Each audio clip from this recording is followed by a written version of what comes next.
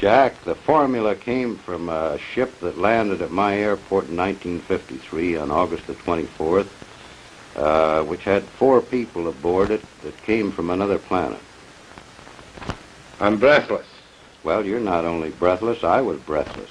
But I'm cynical, too. Well, that's fine. That's the way to be. In fact, I'm a bigger skeptic than you are of many things. I'm an unbeliever. Convince me that this really happened to you. Well, this thing is very similar to a thing that happened in our biblical records where a Lord presented Moses with a pattern to build a tabernacle.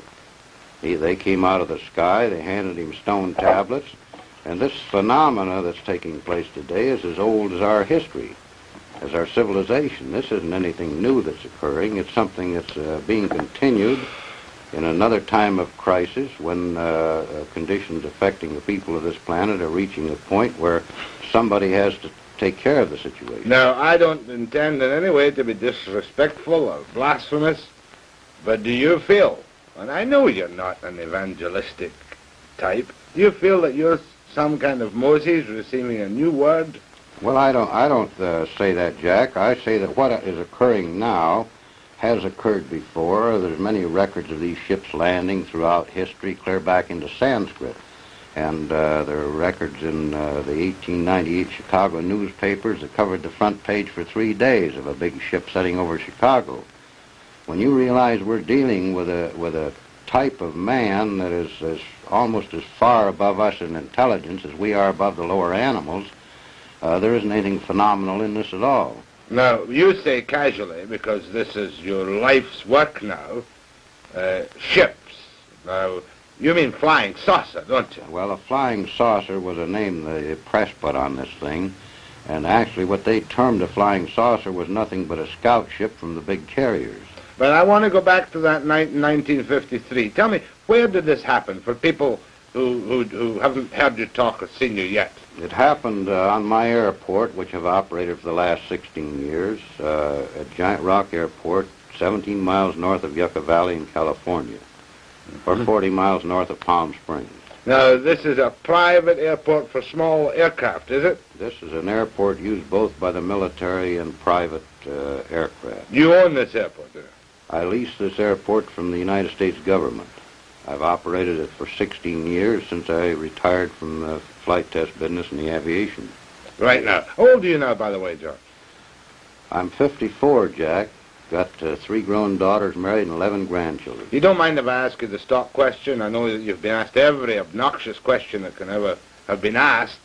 You've never been treated for any form of emotional upset. I've never had an emotional upset other than women. Except that night in Yucca Flats, not Yucca Flats, at Giant Rock, when this ship appeared. Now, give me the details, George, because I'm never tired of hearing the details of a man who says he has seen creatures from another world.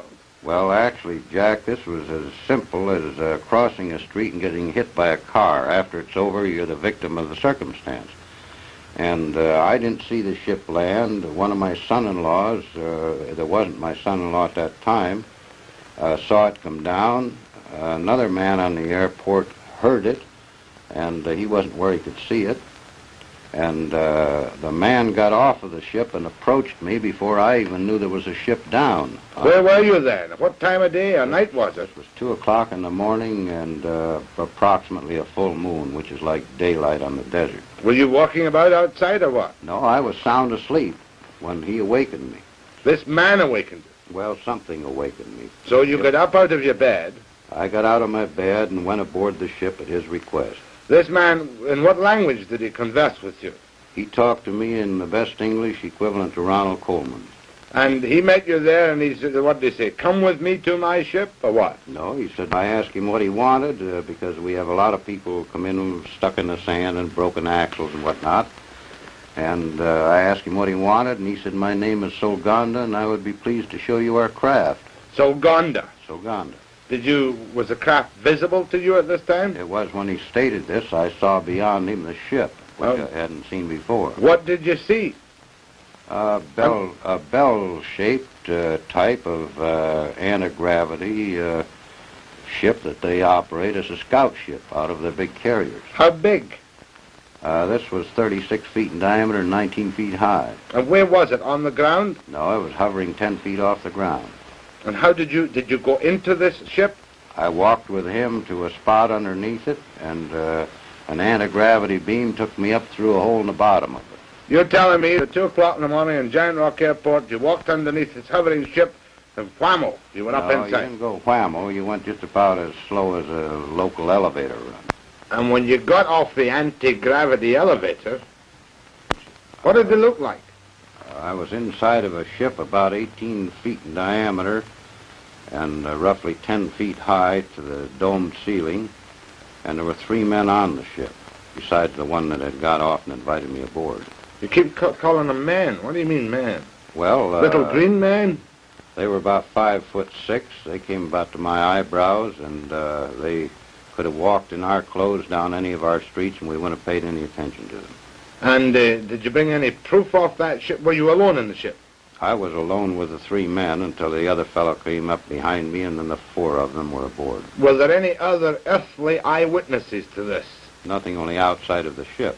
And these people stayed outside? On the airport. And did you go anywhere in this ship? Not to my knowledge. When I got off, it was the same place it was when I got on. What do you mean, not to your knowledge? Had the door closed when you went in or something? I don't know, because it was below the deck.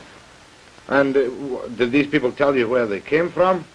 They didn't say where they came from, but I've been in the air game since 1927, and their instruments were unlike anything I'd ever seen before. Well, don't give me technicalities. What was different?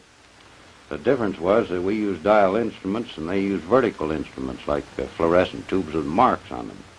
What color were these people? The instruments were marked in symbols similar to hieroglyphics. They were not in any language or number system we use on the earth. What color were these people? They looked like they were white people with a good, healthy tan. Did they give you any indication of how old they were, or what they ate, or where they came from at all? After we got off the ship, the man who invited me aboard, who didn't look a day over 28 years of age, told me that he was over 700 years of age in our time. Oh, come off it, George. That's right. Was this the guy who gave you the formula for the time machine? That's the man. And what form did the formula take? Did he implant it in your mind by telepathy, or did he give you something written in English? He spoke it to me verbally. And you remembered this? There's nothing to it to remember. Will you tell me now? The formula for a time machine. F equals 1 over T. F equals 1 over T. F being frequency and T being time. And this enables me to go back to the time of Caesar's armies conquering Britain. Well, it would enable a mathematician to work this out, yes. And why hasn't this been acclaimed like Einstein's E equals MC squared? Well, why hasn't the fact that the United States government's been flying anti-gravity ships since 1956 been acclaimed? Or the fact that there's a crater on the moon with a base in it since 1954, we've known this. All right, but let's get, first of all, the U.S. Why haven't the FBI clapped you incommunicado for breaking secrets that they want to keep secret in the United States? Well, possibly because they know this information's going to get out eventually anyway, and what I say won't make any difference. Now, that particular night when you had this experience, did you call the police? Did you call the Army, the Navy, the Air Force, the White House? Well, I'm 17 miles from the nearest phone, Jack, and the nearest phone would get me to the sheriff's office, and it'd take them about 40 minutes to get out there. Or wouldn't you have a phone on an airport? No, we have no phone. But you're an operating airport. Well, we're an operating airport, but we're isolated in the middle of the desert, 17 miles from the closest town, and they've never run phones out there. So how do you communicate with people who want to use your airport? They fly in or write and phone to the local town where my daughter lives, and she notifies us when she comes out. Now, you talked about a crater on the moon. Now, I thought all the moon stuff had been debunked and that nobody ever really knows what goes on the moon. What's this? Well, this is the Gassendi crater. This is 55 miles long and oval-shaped. It's in the Mare Humorum Sea, or on the edge of it. Since 35 years ago, they wondered why this particular crater had these lines in it. And with the magnification which you can get with the larger telescopes, this is what they found. These lines are tubes laying on the surface of this crater and running under some of the mountain ridges. There are 3 large dome-shaped structures in here.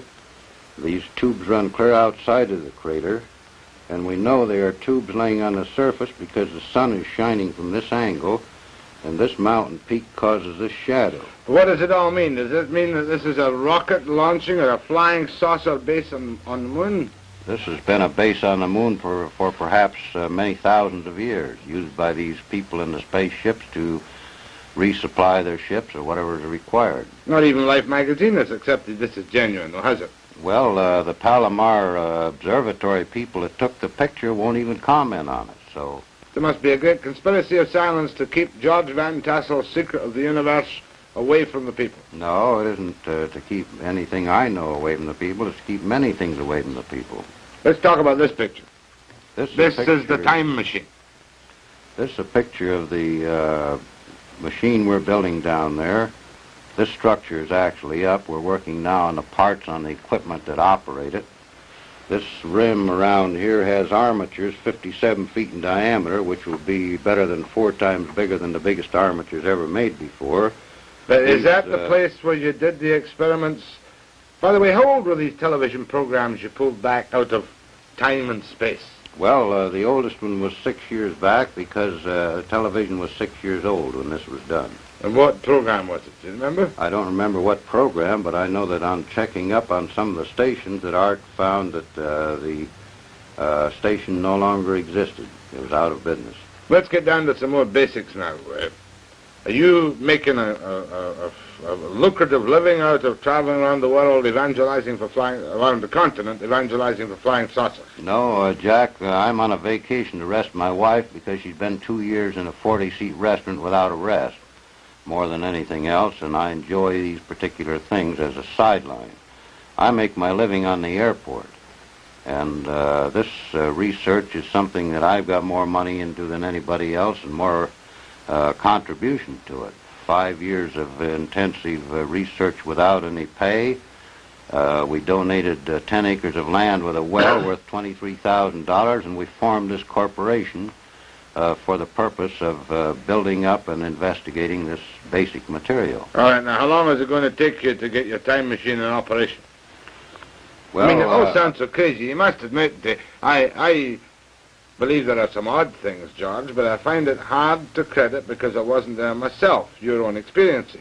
Well, it took them around 8 years to grind the mirror for the 200-inch telescope, and the first cyclotron was something like 11 years in the progress of building. But that cost millions, George. You haven't got millions, billions it costs. No, we don't have the overhead, the drafts from the engineers and people sitting around the payroll. All of our effort on this is voluntary by many people in technical fields that contribute their effort to the project. They all believe in flying saucers. They all believe in flying saucers. And you obviously believe totally in flying saucers. Yeah.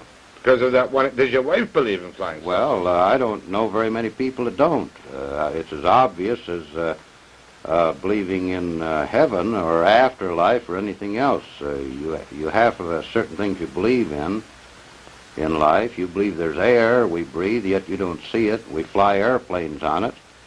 And this is an intangible. We can measure it. But why should these people come down, these from outer space? Why don't they land in the White House or in Kremlin Square in Moscow and say, hey, listen to us, we can tell you a few things. We're 700 years old. We can travel through space. We're not concerned with time differentials. Well, probably they're not concerned with giving us too much of their information because we'd only use it in our battle to destroy each other here. Did these 4 men tell you that themselves? No, they didn't tell me that, but this is a reasonable assumption on our part that the world's divided in 2 camps, each capable of eliminating the whole civilization. And if we were to go to another planet and observe this condition, we would certainly be a little cautious about who we talked to or what we revealed. Yeah, but you yourself, was that the only experience you had? Mind you, that's 11 years ago in 1953, George. That's right. When you claimed to me you went up in this elevator into the spaceship and met the guy who spoke like Ronald Colman. Was that your only contact with the... That was the only contact I had with the people from the ship. Did you have you had any other contacts with people? I've had a recent contact last September, 1963. Well, I don't have to ask you. Tell me. Well, in this case, they drove a car into the airport. They didn't come in a ship. They're walking among us on the earth all the time, and we don't realize it. I'm breathless. They. How many was they? The they in the ship was 4 men. They in the car. The man that came in, there was a man came in by himself in September. Well, you'll be telling me he had Martian license plates on the car. No, they drove a standard American Cadillac. And what did they want with you in 1963, 10 years later? They gave me some more information pertinent to electronic and magnetic research. But how did you know they were from some mysterious place in outer space? You don't know unless they want you to know, and then they'll demonstrate some thing that they can do that we can't do, that's humanly impossible for us to do. What did they demonstrate to you which convinced you, an apparently sober, sensible, balanced person who nevertheless believes in flying saucers, that convinced you they were unearthly people? Well, they demonstrated the ability in front of 19 people sitting in a lounge, for instance, that they could sit there and disappear before your eyes and reappear. In fact, the man did this 3 times. For you and your friends? For 19 witnesses that were sitting in our lounge. Vanished in front of your eyes? Sit right there in a chair like you're there, and then you're not there, and then you're back there. He did this 3